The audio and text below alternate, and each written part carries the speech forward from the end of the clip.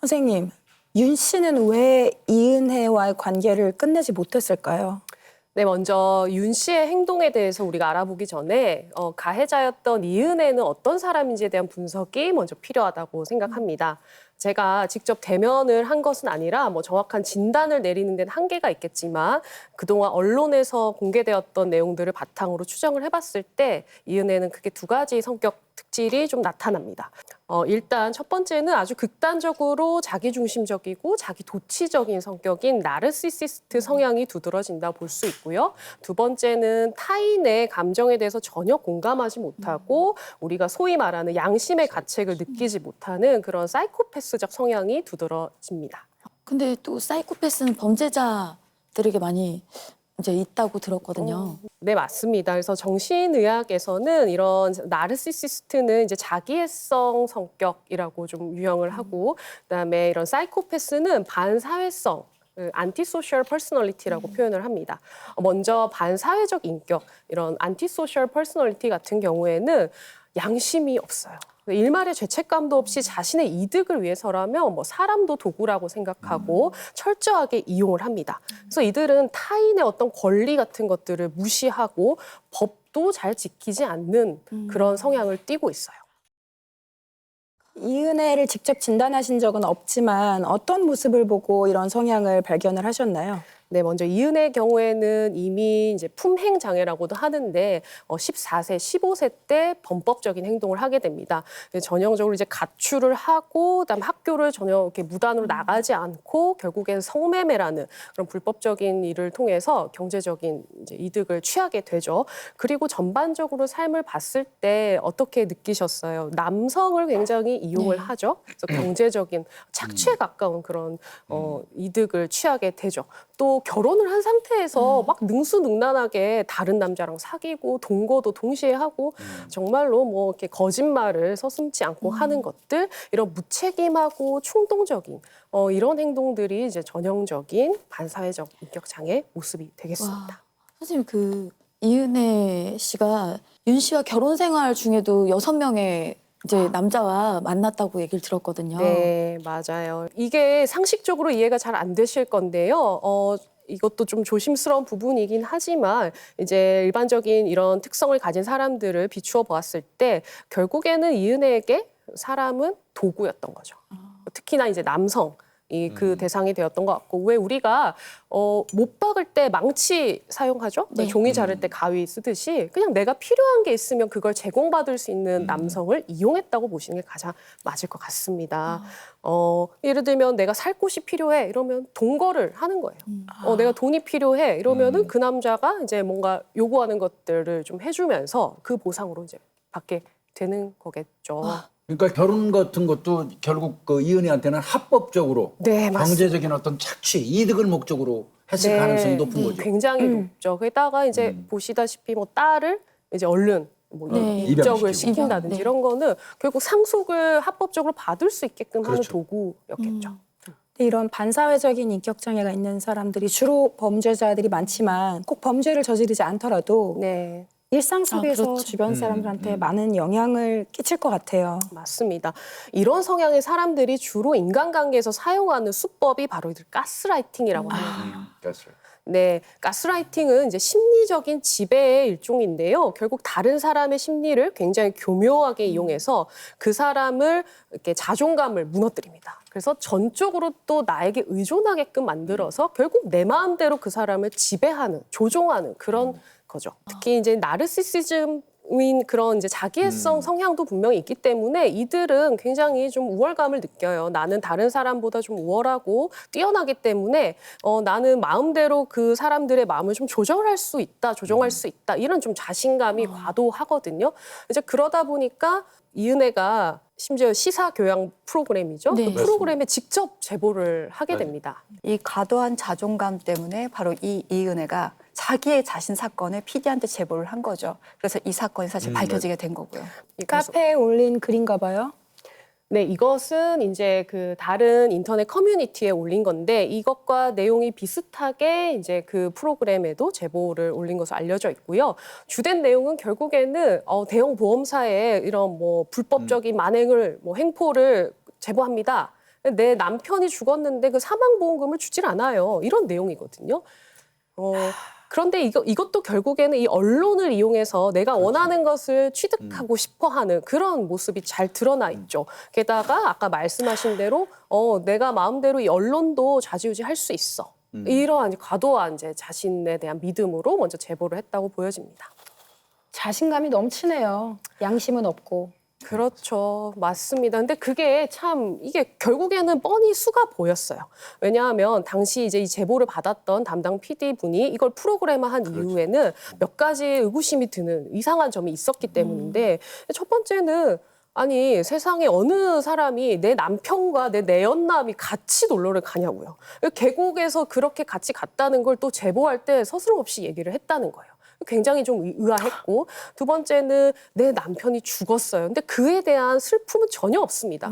게다가 그 용어에도 보면은 뭐 내 배우자의 가족들이 의심했다. 내 배우자가 사망했는데 돈을 안 준다. 내 남편이라고 표현을 잘 하지 않거든요. 심리적 거리감도 느껴지죠. 그리고 그렇네. 결국에는 이 죽었다는 게 아니라 돈을 안 준다는 거에 너무 포커스가 맞춰져 있는 것들이 일반적이지 않아 이렇게 생각하시고 그 PD분이 이제 프로그램을 만들게 됐다고 합니다. 결국엔 자기 꾀에 자기가 넘어간 거죠. 네. 보험사도 그렇고 언론사도 그렇고 그 본인이 다 속일 수 있을 거라고 착각을 했던 것 같다는 생각이 들거든요. 맞습니다. 그래서 이 사람들은 결국에는 뻔히 보이는데 본인들만 몰라요. 마치 자기가 되게 대단한 듯 생각을 하지만 결국엔 그렇지 않다는 거죠. 자, 그리고 이런 이제 또 나르시시스트 자기애성이나 이런 반사회성 인격장애 특징은 굉장히 충동적이에요. 충동적이고 자기중심적이기 때문에 아까 윤 씨와 그 이은혜의 통화 내용 네. 들으셨죠? 너무 충격이었을 네네. 것 같아요. 아니 막 갑자기 이제 내가 그 꼭 필요한 돈이라고 했잖아 이러면서 엄청 막 다급하게 요청한 돈이 사실 알고 보니 놀러 가는 거였단 말이죠. 네. 당장 내야 될 월세, 월세도 의무를 못 내고 지키지 있는데. 않고 그냥 자기가 하고 싶은 거 눈앞에 뭔가 보이는 것을 갖지 않으면 못 참는 겁니다. 굉장히 충동적이고 자기중심적인 모습, 무책임한 모습까지도 잘 보여집니다. 근데 통화 내용을 들었을 때는 오히려 윤 씨가 돈을 주면서도 오히려 굉장히 미안해 했거든요. 네. 일반적으로라면 월세가 더 중요하지 지금 놀러 가는 게 중요하냐라고 한마디 할 수도 있는데 계속 미안하단 말만 반복하더라고요. 맞습니다. 그래서 사실은 우리 이제 많은 분들이 도대체 이 가스라이팅을 그럼 당하는 사람들은 왜 당하는지에 대해서 이해를 하기가 참 어려우실 수 있을 것 같아요. 그런데 정말 이 가스라이팅은 굉장히 점진적으로 천천히 서서히 스며들듯이 일어납니다. 그래서 정작 당하는 사람은 내가 당하고 있는지조차 모르는 경우가 너무 많아요. 그리고 알아차리더라도 이미 너무 늦어버리기 때문에 이것을 벗어날 그런 방법을 찾지 못하는 경우도 너무 많습니다. 도대체 그러면 왜 이렇게 가스라이팅이 일어나는 건지를 제가 그 과정을 한번 설명하면서 알려드릴게요. 일단 가해자들은 대상을 물색하게 돼요. 그러니까 가스라이팅도 조금 더 쉽게 당하는 사람들이 있습니다. 이분들의 성향을 이제 모아서 에코이스트라고 이제 용어로 붙이기도 하는데요. 이분들의 특징을 살펴보면 일단 다른 사람의 감정에 굉장히 공감을 잘해요. 아니 근데 딱 듣기만 해도 남에게 배려 잘하는 분이고 또 굉장히 선량한 그냥 그런 분이라고 느껴지거든요. 네, 맞습니다. 그런데 생각해보면 이분들이 아주 심하게 특출나게 착하다라고 표현하기도 참 어려워요. 그냥 오히려 우리 주변에 여기 계신 분들 중에서도 많이 있을 것 같은 아주 평범하고 흔한 성격 유형이죠. 이분들은 이제 특징을 한 몇 가지, 한 3가지 정도를 살펴보면요. 가장 중요한 게 다른 사람이 나를 어떻게 생각할지에 대해서 굉장히 민감하게 반응을 해요. 이거를 이제 사회적 민감성이라고도 표현을 하는데 그러다 보니까 상대방이 좀 불편해하거나 나를 혹시나 좀 싫어하거나 비난하거나 이런 것들에 대한 좀 불안감이 큰 편입니다. 그래서 이분들은 자기 주장을 그렇게 막 크게 내세우지 않아요. 자기를 막 드러내는 것을 막 좋아하지 않는 편이 많고요. 물론 다 그런 것은 아니겠습니다만 그런 성향이 좀 두드러집니다. 그리고 두 번째, 이제 이분들은 아까 이제 자기한테는 굉장히 엄격한데 남한테 좀 관대하다고 했잖아요. 그러니까 다른 사람을 도와주는 거는 흔쾌히 합니다. 편안해요, 마음이. 그런데 내가 도움을 받는다? 이걸 굉장히 불편해합니다. 그래서 아까 그 윤 씨도 한번 이거에 대입을 해서 살펴보겠습니다. 나 주말 동안 회사 출근 안 해. 라면하고 생수 사 먹게 3,000원만 입금해줘. 그 이상 입금하면 네 계좌로 다시 보낼게. 보낼 거야 진짜. 딱 3,000원만. 진짜 그 이상 보내면 계속 다시 입금할 거야. 내일 점심까지 보내주라. 회사에서 밥은 해결하는데 쉬는 날은 답이 없어. 2주 동안 7kg가 빠져서 회사에서도 이상하게 봐. 더 이상 체중 빠지면 나도 싫고. 이렇게. 식사를 얼마나 못했으면 성인 남성이 7kg이 빠졌을까요? 근데 오히려 문자 내용에서 보면 딱 3,000원만 예, 예. 입금을 하라고. 더 오히려 보내면 더 내가 다 돌려주겠다. 돌려줄 거라고 얘기를 하네요. 실제로 그 윤 씨 같은 경우는 이 친구한테 평소에 돈을 자주 빌렸던 것 같습니다. 그 뭐 친구 입장에서는 밥 먹을 돈, 뭐 물 사 먹을 돈도 없다고 얘기하니까 3,000원 빌려달라고 그러도 어떻게 3,000원 보내요? 그렇죠. 10만 원 보냈던 것 같아요. 네. 10만 원 보냈는데 윤 씨가 딱 3,000원 본인이 빌리고자 한 거 3,000원만 딱 쓰고 나머지 97,000원은 그대로 돌려줍니다. 야, 와, 97,000원을 그 친구분께 다시 송금을 했다는 문자 내용이네요. 근데 고마워.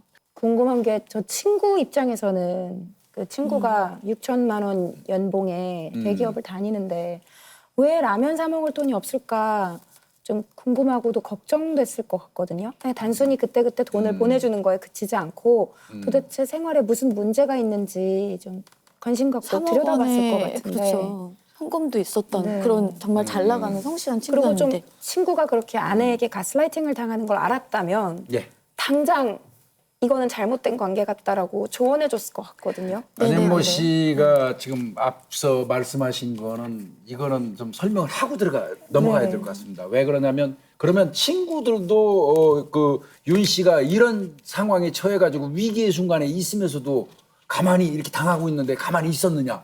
친구들이 비난받을 소지도 없잖아, 있거든요. 근데 이거는 내용이 좀 있어요.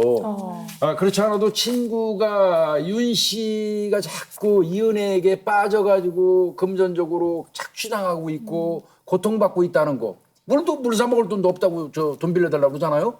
그런 내용 등등을 알아가지고 적극적으로 만류를 합니다. 너 그 여자하고 정리되면 내가 뭐 3,000만 원 보내줄게. 라든지 이런 그 글을 주고 받고요. 그렇게 하면서 그 윤 씨를 말리려고 노력한 그런 정황 등등은 있어요. 다만 문제가 있는 건 이 친구가 한국에 거주하고 있지 않았다는 거죠. 외국에 거주하고 네. 있어서 사실은 찾아와서 하기는 어려워서 돈만 얼마나 보내주고. 예, 예. 살이 빠져서 피골이 상접했는지를 보지도 못했겠네요. 그렇죠. 그 윤 씨 같은 경우는요, 그 생전에 그 이은혜를 만나기 전까지는 친구들과의 관계도 굉장히 원만했었고 동료나 직장 동료한테 폐를 끼치지도 않고 자기의 삶을 아주 정상적으로 잘 이어가던 사람이라고 해요. 그리고 마지막으로 이 에코이스트들의 특징은 타인과의 갈등을 굉장히 좀 힘들어해서 회피하려는 경향이 있습니다. 그러다 보니까 만약에 누가 뭔가 나 때문에 힘들다 하면은 저 사람이 저렇게까지 힘들면 차라리 내가 하고 말자. 내가 조금 더 힘들어도 참자 이렇게 좀 양보하고 내가 감내하는 성향이 되겠죠. 게다가 이런 사람들은 또 이제 누군가 비난을 하게 되면 극도로 불편감과 불안감이 올라가요. 그래서 막 화를 내거나 이러면은 그래 일단 내가 잘못했어 내가 미안해 이렇게 사과를 하고 그것을 무마시키려고 하는 경향이 큽니다. 자 이렇게 적절한 대상을 물색했다 하면은 이제 다음 단계로 가해자들은 넘어가게 되는데 그 대상에 대한 굉장히 속속들이 탐색하는 탐색기를 거치게 됩니다. 이때는 중요한 게 이 사람이 어떻게 살아왔고 성향이 어떻고 성격이 어떻고 그다음에 인간관계, 친구 관계라든지 가족 관계에 대해서도 파악을 하게 되고 가장 핵심적인 것은 이제 감정적으로 어떤 게 취약한지 결핍된 부분들을 파악하게 되는 거예요. 그래서 그것을 채워줍니다. 예를 들면 외로움을 너무 느낀다 이러면은 막 세세하게 막 세심하게 챙겨주고 뭐 자신감이 너무 없는 사람한테는 너 정말 최고야 너 자신감 가져 막 이런 식으로 북돋아 주니까 대부분 피해자들은 오히려 감사하게 여겨요. 너무 고맙다. 이 사람이 나한테 와줘서 진짜 감사하다. 선물 같은 존재다. 이런 식으로 이제 고맙게 여기면서 점점 신뢰가 쌓이게 됩니다. 실제로 이제 피해자분 같은 경우에도 그 어떤 메시지에 이은혜가 자기가 사귀면서 6년 동안은 단 한 번도 이렇게 막말을 하거나 뭐 욕을 한 적이 없었는데 최근 들어서 이러니까 너무 힘들다. 이런 표현을 하거든요. 그러니까 처음엔 분명히 이은혜도 피해자분께 잘해줬을 거예요. 그분이 가지지 못한 것들, 결핍된 것들을 채워주려고 노력을 했을 겁니다. 이렇게 신뢰감을 쌓고 나면은 이제 본색을 드러내기 시작하는 거예요. 어떤 식으로 하느냐, 이제 처음에는 자존감, 상대의 자존감을 깎아내리기 시작합니다. 그리고 스스로를 자꾸 의심하게끔 만들어요. 무슨 소리냐 하면요. 이분들이 아까 탐색기에 뭘 했죠? 아, 이 사람이 굉장히 뭐에 예민하고 어떤 부분이 취약하다. 네. 약점을 다 알고 있어요. 그 부분을 탁 건드립니다. 너는 어떻게 이런 것도 못해? 넌 항상 이런 식이야. 넌 제대로 하는 게 뭐야? 너 때문에 내가 너무 힘들잖아. 이런 식으로 이제 자존감을 깎아내리고 죄책감을 들게끔 유발하는 행동을 계속 하게 돼요. 근데 아까 그 에코이스트 분들의 그 특징이 남에게 피해 입히는 걸 굉장히 네, 싫어하는 네. 성격인데 너 때문에 이래 했을 때 얼마나 그냥 되게 치명적으로 자책하고 들렸을까. 죄책감을 느끼게 되고 네네. 지금 내가 이렇게 하는 게 맞나? 내가 이상한 건가? 이렇게 스스로 계속 의심하게 만드는 거예요. 네. 그래도 처음에는 이은혜 씨, 그 윤 씨에게 그래도 좀 잘해주면서 접근을 했나 봐요. 아마도 뭐 그랬을 가능성이 높습니다. 그러니까 윤 씨가 어떤 뭐 자신감이 없었다면은 이제 그런 부분을 북돋아 준다든지 뭐 아니면은 이성적인 매력으로 다가갔을 수도 있고요. 아까 그 다이빙 하기 전에도 왜 다른 남자들은 다 뛰는데 오빠는 못해? 이러면은 내가 괜히 즐거운 분위기를 깨뜨리는 망치는 피해 사람이 입힌다. 되지 않을까 봐. 그리고 계속 나를 부족하게 느끼게 만드는 거잖아요. 계속 내가 더 분발해야겠다라고 느끼는 그런 멘트를 하는 거잖아요. 조정을 위해서. 그러니까 이런 사람들의 특징은 되게 넓은 인간관계를 형성하지 못해요. 그러니까 대체로 친한 사람 몇몇 개 아주 좁은 인간관계를 형성을 한단 말이에요. 그럼 자기가 친밀도가 높은 사람일수록 그 사람한테 인정받고 싶은 욕구가 굉장히 높아지는데 이 윤 씨한테는 이은혜가 그런 존재였던 거죠. 그러니까 내가 좀 더 잘하면 내가 못해서 내가 욕을 먹는구나. 내가 좀 더 잘하면 이 사람한테 욕을 안 먹을 수 있을 거야. 내가 좀 더 잘하자. 좀 더 잘하자. 근데 이 잘하는 거에 대해서 계속 강박을 느끼게 되고 그러면 또 이은혜는 만족을 못 할 거 아니에요. 계속 이 반복이 되는 거예요. 피해자분이 조연수에게 보낸 메시지를 같이 한번 보겠습니다. 은혜한테 꼭 은혜한테 쓰레기 새끼라는 말 안 듣고 싶어. 나도 은혜한테 정신병자라는 소리 안 듣고 그냥 존중받고 싶어서 그냥 오빠, 여보라는 말 듣고 싶어. 너란 얘기 듣기 싫어서 듣는 거 너무 괴로워 사실. 욕을 했네요. 네, 이런 얘기도 무시당하고 막말 듣는 거 너무 힘들어. 사귀고 6년 동안 나한테 욕한 적이 없는데 요즘 계속 술 먹고도 맨정신에도 자꾸 육두문자해. 내가 진짜 싫은가 봐. 이제 좀 무서워. 은혜가 짜증내고 욕할까 봐 무섭다는 내용이네요. 윤 씨는 평소에 이은혜 씨에게 비난과 무시, 모욕 같은 걸 많이 들었는데요. 10살이나 어린 이은혜 씨 친구들과 술자리를 가질 때 보통은 이제 남편이 10살 많으면 어리고 그러면 좀 존중하는 분위기가 되잖아요. 그 자리에서도 머리채를 붙잡히고 맞기도 하고 욕을 듣기도 하고 이런 게 있어서 자존감이 굉장히 많이 상했다고 합니다. 그 수박을 깨는 자리에서 그 행위도요. 따지고 보면 철저한 무시거든요. 왜 그러냐면 11살 차이 가까이 나는 이 친구들하고 같이 있으면서 머리로 치기 어려서 머리로 수박을 깬다고 해도 그게 윤 씨가 할 몫은 아닙니다. 그런데 그럼에도 불구하고 네가 머리로 수박 깨라고 계속 시킨다는 얘기는 따지고 보면 완전히 철저한 무시입니다. 그거는. 근데 왜 사람들은 그럴 거예요. 이런 상황을 겪고도 왜 가만히 있어? 왜 항의하지 않아? 라고 할 텐데 이 사람들의 특징이 갈등을 회피한단 말이에요. 근데 공격자는 상대방 계속 공격을 들어와요. 다다다다닥 들어오니까 나 이 갈등이 너무 싫은 거예요. 그러면 결국 그래 내가 잘못한 거네. 미안해. 라고 결론이 냅니다. 근데 이것이 계속 반복이 되고 학대가 계속되다 보면 자존감이 계속 낮아질 수밖에 맞아요. 없고 그 상황을 지켜보는 주위 사람들도 저 사람은 원래 그런 사람인가 보나. 같이 무시해, 같이. 무시하게 된 상황이 되는 거죠. 자, 지금부터는 이제 이 정도까지 오면은 이제는 가해자들은 굉장히 이 피해자를 고립시키면서 착취를 하기 시작하는데요. 그 수법들이 있습니다. 일단 첫 번째는 무리한 요구를 막 당연하게 하기 시작해요. 이건 이제 자신만의 어떤 룰을 만들고 이 룰을 지키지 못하는 경우에는 아까 자존감을 막 낮춘다든지 아니면 막 자책감이 들게끔 하면서 이제 조종을 하기 시작하는 거죠. 그래서 내가 이걸 하지 못하면은 내가 굉장히 큰 잘못을 저지른다는 죄책감을 갖게끔 만듭니다. 그러면은 그 계곡 사건 때도 이런 분위기? 이런 상황을 요구를 했던 거예요? 만들었었던 거예요? 네, 맞습니다. 계곡에서도 일단 이은혜가 자신만의 룰을 만들죠. 아니, 우리 가기 전에 남자들만 다 다이빙 한 번씩 하자. 네, 이렇게 해요. 네. 그랬더니 또 다른 남자들은 보란 듯이 그 룰을 따릅니다. 네. 마치 그걸 못하고 있는 윤 씨만 굉장히 뭔가 이상한 사람, 잘못한 사람, 못난 사람으로 보이게끔 분위기를 유도하죠. 게다가 그때 윤 씨가 나 무서워서 못하겠어라고 거절을 하니까 보통 그럼 정상적인 반응 어때야 되나요? 하지 마. 그렇죠. 너 무서우면 하지 마. 이게 정상적인데 이내 화를 냅니다. 그러면서 죄책감을 들게끔 합니다. 어떻게 하냐면 이제 그래 못 뛰겠어. 다른 사람 다 뛰는데 왜 오빠 못 뛰어? 그럼 내가 대신 뛸게. 내가 뛸까? 이렇게 해버려요. 자, 이랬을 때 우리 윤 씨 어떤 생각이 들까요? 나 너무 못났고 너무 나약하고 내가 겁이 많아서 이걸 못 뛰니까 내 아내인, 게다가 이때 이은혜가 생리 중이라서 물놀이를 못 하겠다고 했거든요. 심지어 생리 중인 여자가 나 대신 뛰어야 되는구나. 굉장히 죄책감 들면서 자존심이 상하겠죠?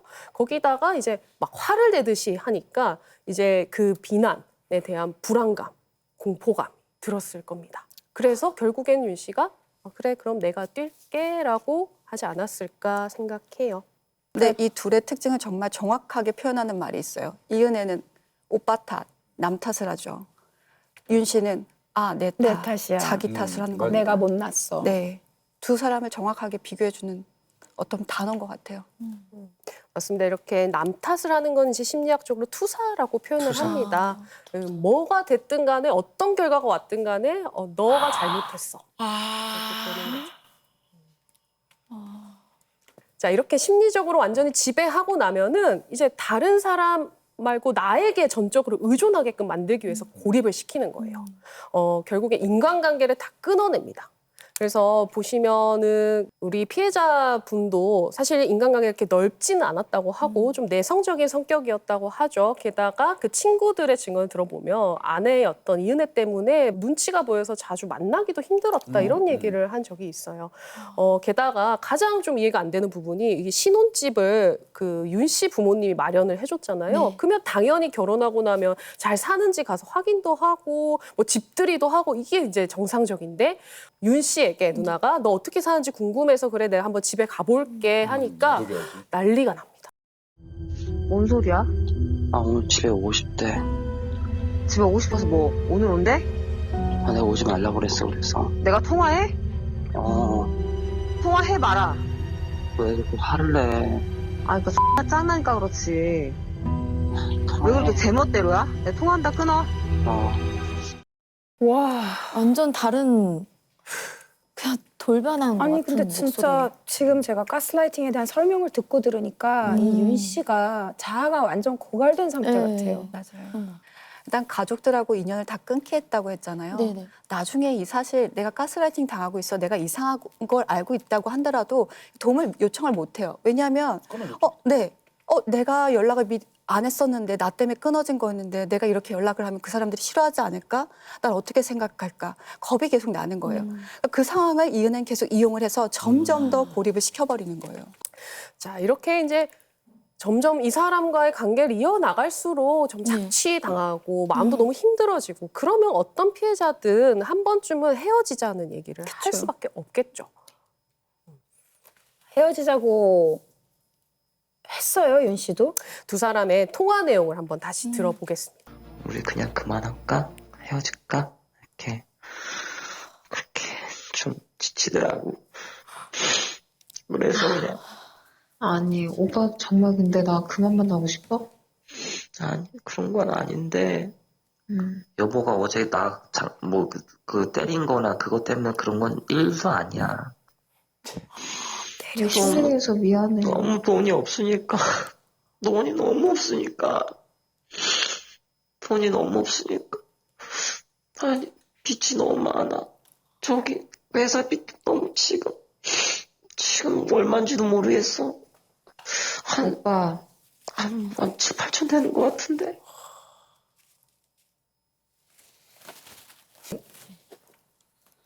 사실 이은혜가 싫어서가 아니라 이 관계에 문제의식을 가져서가 아니라 내가 돈이 너무 없고 더 이상 너에게 해줄 게 없는 것 같아서 미안해서 그만할까라는 말을 하는 것 같아요. 그랬는데 이때는 이은혜의 말투가 다른 부드러워요. 목소리네요. 네. 나긋나긋하게 네. 아, 오빠 내가 미안해. 정말 나랑 헤어지고 싶어? 라고 회유하는 듯한 말투를 보이네요. 맞습니다. 아까와 화냈을 때 말투 너무 다르죠. 네. 이렇게 이제 피해자들이 이 관계를 끊어내려고 하면은 막 가해자가 이렇게 잡아당겨요. 이것을 후버링이라고도 표현합니다. 후버라고 하는 거는 이제 청소기 브랜드 이름인데요. 청소기? 빨아당기는 거예요. 그래서 내가 이제 이거를 막 관계를 끊으려고 하면은 어디가 이렇게 이리 와 하면서 회유도 하고 죄책감도 갖게 하고 막 동정심도 유발하고 그다음에 원하는 보상을 해주기도 하면서 다시 이 관계를 내 앞으로 가지고 오는 이런 행동들을 하니까 피해자 입장에서 어떻겠어요? 내가 떠나려고 하면 또 나를 사랑하는 것 같고 막 나를 또 마음이 뭐 죄책감을 들게 하니까 이러면 안 돼.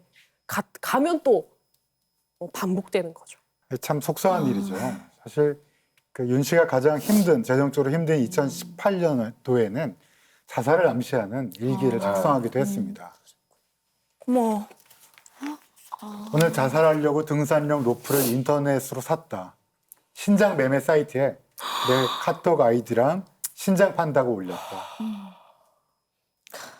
이렇게 그 로프를 사고 뭐 이런 매매 사이트에 이런 자신의 신장을 판다고 올린다는 거 보면 얼마나 절박하고 힘들었는지 알 수 있을 것 같습니다. 너무 안타까운데 또 이상한 점이 일기에 보면 이걸 은혜가 알아야 보험금을 탈 텐데 라고 했어요. 나 죽고 보험금 나오면 근데 사실은 뭐 상상을 초월하는 너무나 감정적으로 우리가 힘든 일이라. 근데 그 와중에도 이거를 그 해주세요. 아내 그 이은혜가 이걸 알아야 된다. 그래서 그래야지 보험금을 탄다. 아주 그 보험금 나오면 은혜가 좋아할 거다. 이 피해자분도 이쯤 되면 나 자신보다도 뭔가 내가 주는 돈, 그러니까 이은혜가 요구하는 돈 때문에 이은혜가 나를 인정하고 받아줄 것이다라는 거 정도는 알았을 것 같아요. 그런데 이미 이때가 이제 재정적으로 파산 상태에 이르렀으니까 현실적으로 이 돈을 마련하기 위해서는 정말 내가 더 이상 어떻게 해줄 수가 없다. 내 신장을 팔거나 혹은 내가 죽은 그 사망보험금을 주는 수밖에 없겠다. 그렇게라도 내가 인정을 받고 싶다. 이런 생각을 했을 수도 있고요. 근데 굳이 왜 보험금이었을까? 아까 보험을 가입할 때도 몰래 한 게 아니라고 했잖아요. 윤 씨가 또 다른 메시지에 내 몸값이 8억이야. 내 생명보험금이 8억이야 라는 말을 하기도 하거든요. 그것은 이미 이은혜가 간접적으로든 직접적으로든 그런 얘기들을 했을 가능성이 높다고 보여집니다. 네. 그렇다면 이 한 사람의 삶을 완전 처참하게 파괴할 정도로 무서운 가스라이팅을 어떻게 벗어날 수 있을까요? 제가 지금 저기 가서 네. 무서우면 뛰어내리지 말라고, 하기 싫으면 하지 말라고 붙잡아주고 싶어요, 정말로. 그렇게 도와주는 사람이 없으면 어떻게 벗어나죠? 도망가고 연락을 끊고 관계를 단절하는 것이야말로 가장 핵심적이고 가장 필요한 건데 이게 정말 말이 쉽지가 않죠.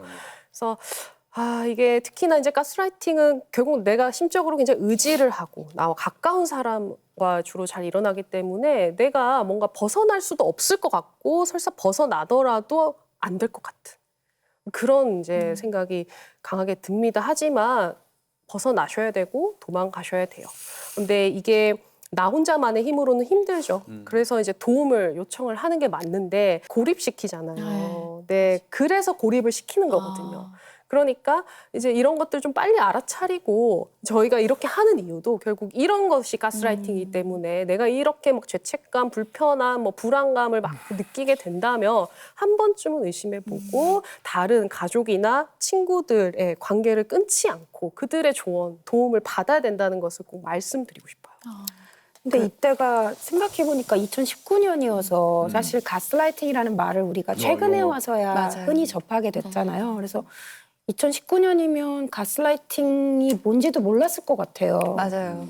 근데 이렇게 깊게 가스라이팅의 늪에 빠져 있을 때 적어도 내가 이렇게 죽고 싶다는 생각이 들 때는 전문가를 찾아가는 게 그래도 가장 손쉬운 방법 아닐까요? 맞아요. 근데 이런 사람들 같은 경우 이게 전문가를 찾아가서 해결될 수 있을까? 그리고 주변에서도 가장 가스라이팅을 하는 대상자도 아 별거 아니야 예민해서 그래라고 하면서 어떻게 보면 찾아가는 것을 또 막을 수도 있겠죠.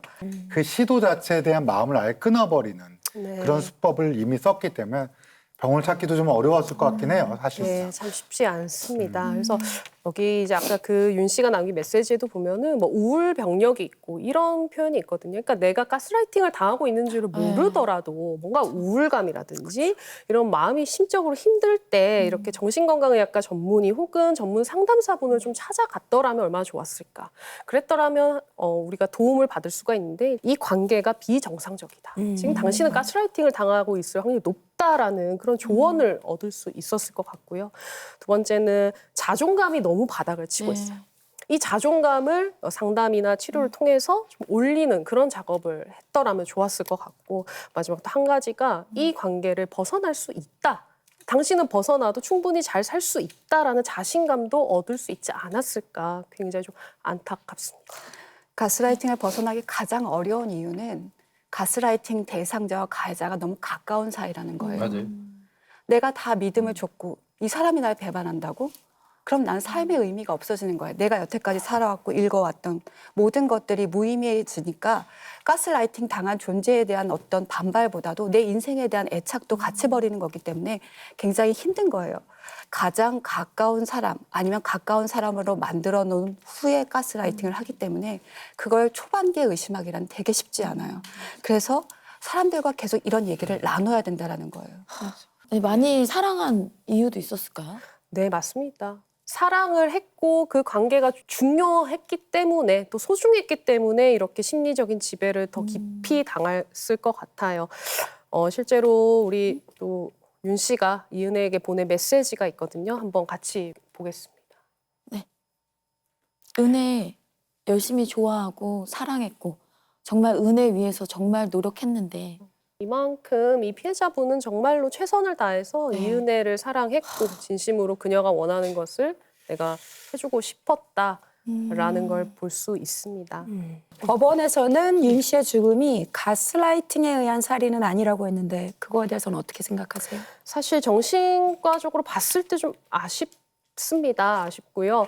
비합리적이고 비상식적인 행동이 뭐 경제적인 부분에서만 이루어졌기 때문에 심리적 지배가 아니다라고 얘기를 하셨는데 그것은 이은혜가 윤 씨에게 가장 원했던 것이 바로 돈이기 때문에 그게 두드러져 보였을 뿐이지 사실은 삶 전체를 다 지배했다고 봐도 무방할 것 같아요. 인생 정말 전체를 아예 송두리째 흔든 결과니까요. 네, 맞습니다. 일단 뭐 우리가 여러 가지 살펴봤을 때 결혼을 했는데 한 번도 같이 살지를 못했고 그 집은 뭐 그 아내 친구가 살고 있고 내 차는 또 아내의 남자인 친구가 살고 있고 뭐 이런 것들이 말이 안 되죠. 그러니까 그리고 딸이 있는 것도 몰랐는데 나중에 결혼하고 나서 알았잖아요. 그럼에도 불구하고 한 번도 윤 씨는 뭔가 정당한 요구를 한다든지 뭐 굉장히 단호하게 뭐 화를 낸다든지 이런 것들을 하지 않죠. 오히려 자신도 조연수처럼 이은혜에게 인정받고 싶다라는 얘기를 해요. 이것만 봐도 얼마나 심리적인 지배를 당하고 있었는지를 극명하게 보여준다고 생각합니다. 법원에서는 또 윤 씨가 계곡에서 뛰어내린 것도 다른 사람들이 뛰어내리니까 휩쓸려서 뛰어내렸다라고 봤는데 이건 어떻게 보세요? 단순히 분위기에 이제 휩쓸렸다. 이건 정말 표면적으로 봤을 때나 할 수 있는 얘기인 것 같아요. 자세히 살펴보면 이때 전형적인 가스라이팅 수법이 잘 드러납니다. 뭐 아까도 잠깐 언급했지만 이은혜가 일단 남성들은 모두 다 뛰어내려야 된다라는 규칙을 만들었어요. 그럼 법원에서처럼 그 규칙 안 지켜도 되는 거 아니에요? 라고 생각할 수 있겠습니다만 여기서 우리가 간과한 점은 이 피해자분은 이미 6년 동안 가스라이팅을 당해서 이미 자존감 떨어져 있고 자기 자신의 판단이나 행동에 대해서 굉장히 의심하고 자책하는 상태라는 거죠. 가장 결정적으로 윤 씨가 다이빙을 하게 된 계기는 아마도 마지막에 이은혜가 했던 행동과 말 때문이지 않았을까 싶어요. 그러니까 내가 뛸게, 내가 대신 뛸까 이렇게 이제 윤 씨를 압박하면서 죄책감을 유발했고 게다가 이제 항상 자신의 비교 대상이었던 조연수는 아무렇지 않게 뛰고 형 뭐 뛰어요. 이런 식으로 종용을 하고 그럼 더 상대적으로 자신이 좀 비참하게 느껴지고 비교가 됐겠죠. 그렇게 자책감 때문에 또 뛰어들지 않았을까라고 추측을 합니다. 그 이은혜와 조연수의 관계는 뭐예요? 분명히 내연 관계인 건 맞는데 또 범행을 같이 공모한 관계잖아요. 이 뭐 두 사람의 진심까지도 제가 뭐 정확하게 알기는 어렵겠습니다만 이 여러 가지 정황과 또 서로 주고받은 편지의 내용으로 추측했을 때 이들에게는 정상적인 사람이 가지는 어떤 애착이라든지 사랑이라는 것이 없을 가능성이 높아 보입니다. 결국 각자의 필요에 의해서만 서로 만들어진 관계인 거죠. 그래서 이 편지가 하나 있거든요. 보시면 이거 이제 이은혜가 조연수에게 보냈던 편지예요.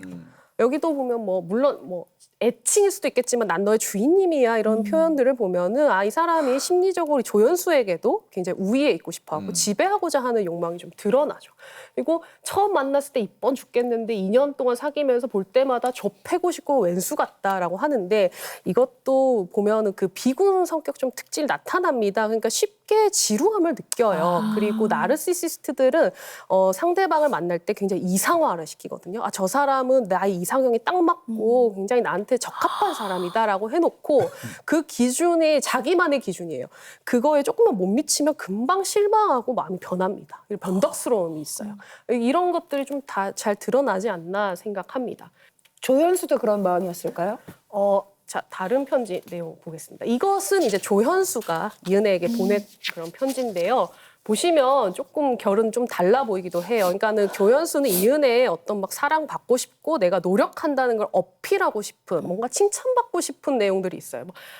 현수가 330일 동안 뭐 개고생했겠다 이러면서 또 사진을 뭐 예쁘게 찍어달라고 요청을 했겠죠. 그땐 내가 사진에 고소가 되어 있을 거야. 뭐 이렇게 이제 노력하는 모습들도 보여지고 또 이은혜의 친딸을 마치 자기가 아빠처럼 품겠다. 뭐 또 우리 가족 같이 뭐 건강하자. 뭐 이런 얘기들을 하면서 나 이만큼 너를 되게 사랑하고 생각하고 있어. 이런 것들을 막 보여주려는 그런 게 느껴지죠. 여기 보면은 내가 노력하는데 그걸 몰라준다 해서 막 개빡치네 막 이런 얘기가 있어요. 이런 표현을 쓴다는 것도 그렇고 그리고 하고 싶다. 결론은 하고 싶다죠. 뭘 하고 싶겠습니까? 뭐 블루 에그니 뭐 이런 성관계를 뜻하지 않을까 생각을 하는데 결국에는 조연수도 이은혜에게 어떤 성적인 욕구를 채우는 뭐 대상이라든지 그리고 이미 이때 뭐 윤 씨 통해 가지고 많이 돈을 받고 차도 조연수가 몰고 다니고 뭐 동거도 하고 있잖아요. 그러니까 경제적인 이득을 취할 수 있기 때문에 만나고 있지 않을까. 결국엔 또 이 사람도 이은혜와 함께 살인을 공모하면서 전혀 양심의 가책을 느끼지 못하죠. 결국에는 비슷한 유형의 뭐 반사회성 인격에 해당되는 사람이 아닐까. 근데 정말 희한한 정상일 게 수가 없죠. 저기 가운데 연인도 아니고 아무 관계도 아니면서 우리 가족들 모두 건강하고 가족이라고 표현을 한 게 보여주기식이지 않을까 싶어요. 그 아래 나, 은혜, 그다음 딸. 딸까지 네, 챙기고. 딸까지. 자기가 마치 네. 가족인 희한하다. 것처럼 해놨죠. 네. 이들의 가족 관계를 우리가 평범하게 생각하는 유대적 관계라고 생각하는 게 아니라 그냥 그들은 그냥 가족이라고 부를 수 있는 거예요. 이게 어떤 거냐면 이은혜가 10대 때 가출을 해서 가출팸을 만들어요. 가출팸이라는 거는 가출 청소년들이 모여서 가족처럼 어떤 한 집단을 이루면서 사실 뭐 성매매를 한다거나 아니면 조건 만남을 할 때 그 사이로 절도를 한다든지 그러면서 경제적인 자기 자급자족을 하고 있는 시스템이거든요. 근데 조연수도 이들 팸의 소개로 만난 거예요. 그럼 이들은 뭘 하겠어요? 범죄를 하겠죠. 작은 범죄가 점점점 성인이 돼가면서 큰 범죄 조직으로 되는 거예요. 이들은 아마 이런 개념의 지금 가족 개념을 갖고 있지 않나 저는 생각을 해요. 그렇죠. 사실 저는 가족의 다양성을 존중하기 때문에 구성원이 어떻게 이루어져 있는지는 전혀 문제를 삼고 싶지 않아요. 그런데 그 가족이 모여서 무엇을 작당을 하고 무엇을 계획하느냐가 지금 문제가 되는 거죠. 그렇죠. 그리고 이 사건 세간에 큰 주목을 받게 된 원인 중에 하나가 이은혜가 어릴 적 출연한 예능 프로그램 때문입니다. 혹시 다 기억하실 것 같은데요. 네. 집을 지어주는 프로그램.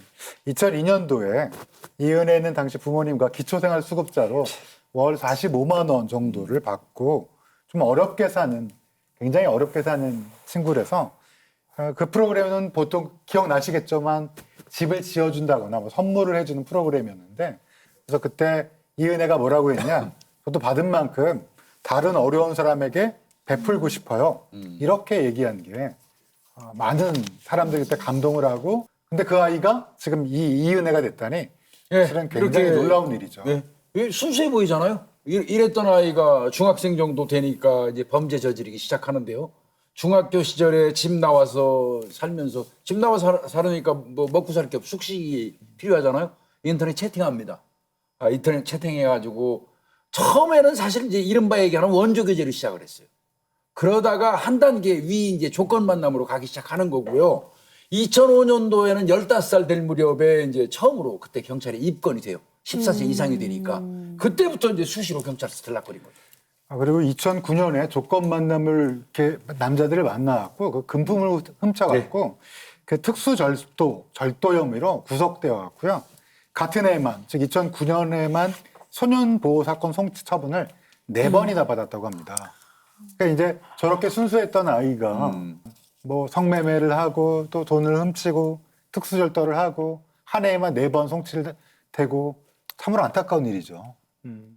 말 그대로 소년 범죄자였는데 혹시라도 그때 그 프로그램 출연했을 때 그 순수함이 아직 있을 때 좋은 어른이나 멘토를 만나서 잘 선도가 됐다면 지금 같은 일은 없었을까요? 네, 그 스모킹건 지난 6화에서 우리 유성호 교수님께서 얘기하셨듯이 이제 이런 이은혜와 같이 양심 없는 사이코패스 유형은 선천적인 요인과 후천적 요인이 함께 작용했을 때 일어나게 되거든요.